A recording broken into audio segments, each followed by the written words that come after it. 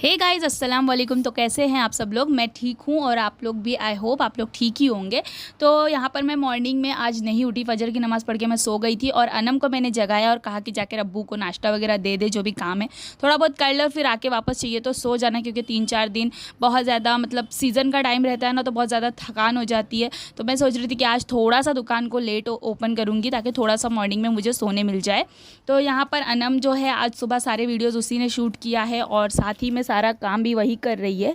तो यहाँ पर आई थिंक अब्बा नहाने के लिए गए हैं, ये सब बिस्तर वगैरह उठा के रख रही है और जो सामान लाए थे अब्बू ने तो वो सारा सामान भी आई थिंक वो रख रही है। उसके बाद में यहाँ पर बेसन का चीला बना रही है। बेसन का चीला जो है उसमें बेसन डाल दिया है और उसका बैटर बना रही है पहले, फिर उसके अंदर डाल रही है धनिया के पत्ते, फिर थोड़ा सा नमक डालते हुए मुझे दिख रही है चिल्ली फ्लेक्स भी डाल दिया। यहाँ पर मैं क्वांटिटी नहीं बता सकती क्योंकि इसने हाथ से ही सब चीज़ें डाली है, तो थोड़ा थोड़ा सही डाला होगा। फिर यहाँ पर एक प्याज कट करके डाल रही है, टर्मेरिक पाउडर डाल रही है एकदम थोड़ा सा गरम मसाला डाल रही है, फिर रेड चिल्ली पाउडर भी थोड़ा सा डाल के नमक डाल रही है और फिर उसके बाद में इन सबको अच्छे से मिक्स करके पानी डाल के एक घोल बना रही है। इसका घोल जो होता है वो थोड़ा सा थिक होता है, रिबन कंसिस्टेंसी का नहीं होता है, एकदम पतला सा भी नहीं होता है, एकदम मतलब ऐसा थोड़ा थिक ही रहता है कि अच्छे से ऑमलेट कैसे होता है कि ऑमलेट को अच्छे से फेंटो तो वो पूरा स्प्रेड हो जाए, ऐसे ही रहता है। तो यहाँ पर ऑमलेट भी बना रही है। बाद में मैंने जब पूछा तब उसने बोली कि अब्बू ने बोले थे कि वो ऑमलेट पाव खाएंगे और भाई बोला था कि मैं बेसन का चीला और चाय पीऊँगा। तो यहाँ पर वो उन लोगों की फरमाइशें पूरी कर रही है। तो बेसन का चीला भी ऐसे ही किया जाता है, तवे पर थोड़ा सा तेल डालो और फिर उसके ऊपर थोड़ा सा बैटर डालो और उसको अच्छे से चम्मच से फैलाकर और फिर जिस तरीके से ऑमलेट बनाते हैं ना, आलट पलट के सेकते, बिल्कुल उसी तरीके से उसको सेक लेती है। तो यहाँ पर बेसन का चीला भी रेडी हो गया, ऑमलेट भी रेडी हो गया, पाव भी गरम कर चुकी है और शायद ये सब नाश्ता भी हो चुका है इन लोगों का। अब बाबू और अब्बू जा रहे हैं काम पर, ये लोग मॉर्निंग में सुबह सुबह जल्दी चले जाते हैं। तो यहाँ पर ये लोगों ने देखो टेबल का क्या हाल किए हैं, पूरा एकदम से गंदा करके चले गए हैं और अब इसको सब अनम उठा उठा के रखेगी। वैसे तो क्लीनिंग वगैरह सारा काम जो है वो सब कुछ अब अनम ही करती है हम लोगों के घर का।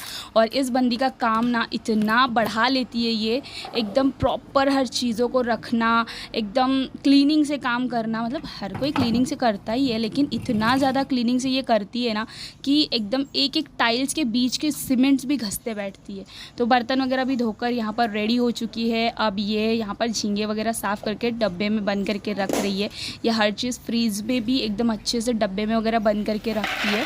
तो यहाँ पर यहाँ में क्या कर रही है, हाँ यहाँ पर इसने जो भी था वो सब रख दिया है और मॉर्निंग में अब मेरा सोस आके हो चुका है। मैं उठी हूँ, नाश्ता कर चुकी हूँ। अब मैं सोच रही थी थोड़ा सा मैं भी ना बनाना शेक बना के पी लूँ। फिर याद आया कि ये जो रोज़ का कटिंग चॉपिंग रहता है ना, अब्बा लोग को जब बनाना शेक बना के देती हूँ तो उससे अच्छा क्यों ना मैं पाउडर बना के रख लूँ। जो नसरीन ने जस्ट सजेस्ट की थी कि उसका एक पाउडर बना के रख ले तो टेंशन नहीं रहेगा।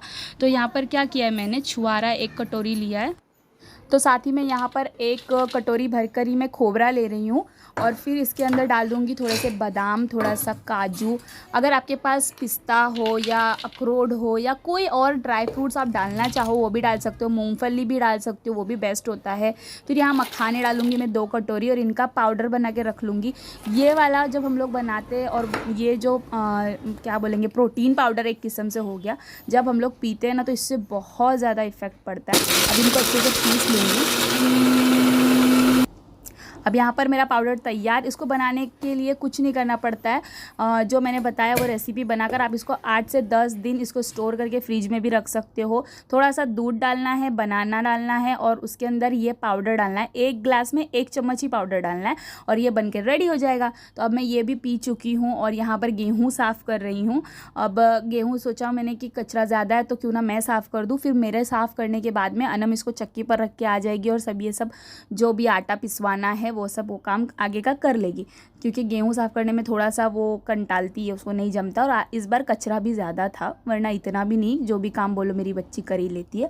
फिर यहाँ पर मैंने गेहूँ साफ़ किया और फटाफट से मैं आ गई शॉप पे। आज मुझे 9:40 हो गए शॉप पे पहुँचते पहुँचते, आज लेट हो गया मुझे। फिर मैं यहाँ पर फटाफट से आई, जो भी काम मेरा था वो सारा काम हो चुका था दुकान का। कस्टमर्स भी 1-2 आ चुके थे और बस वेट कर रही थी, मुझे भूख लग रही थी क्योंकि क्योंकि मैं सिर्फ प्रोटीन शेक पी के आई थी। तो मैं भूख लगी थी, उतने में देखा कि नसरीन आ चुकी है और टिफ़िन भी लेके आ चुकी है और उसमें बैदा मसाला बना के लाई थी, जो मुझे नसरीन के हाथ का बहुत पसंद है। इसकी रेसिपी मैं ज़रूर उसी के हाथ से बनवा के मैं आप लोगों को शेयर करूँगी, बहुत टेस्टी लगता है। साथ में अनम ने बेसन का चीला और एक रोटी भी दी है, 2 डब्बा चावल है जिसमें से एक ही डब्बा खाऊंगी मैं। अब यहाँ पर मैं फटाफट से खाना खा लेती हूँ। इसका आपको टेक्सचर दिखाती हूँ, इतना मज़ेदार ये मतलब रेसिपी लगता है ना। ये वाला दम आलू मुझे इसके हाथ का बहुत अच्छा लगता है। बैदा मसाला भी बोल सकते हैं, और अगर बैदा हटा दो दम आलू हो जाएगा। पूरा दिन थक हार के फिर अब हम लोग घर जा रहे हैं और हमने रास्ते में देखो क्या देखा। सो गाइस, जैसे ही हम लोग ऑटो से वो नीचे उतरे ना, हम लोगों ने देखा कि चौक पे सारे लोग, यहाँ पे पर्दा लगा हुआ है और इंडिया पाकिस्तान की मैच हो रही है।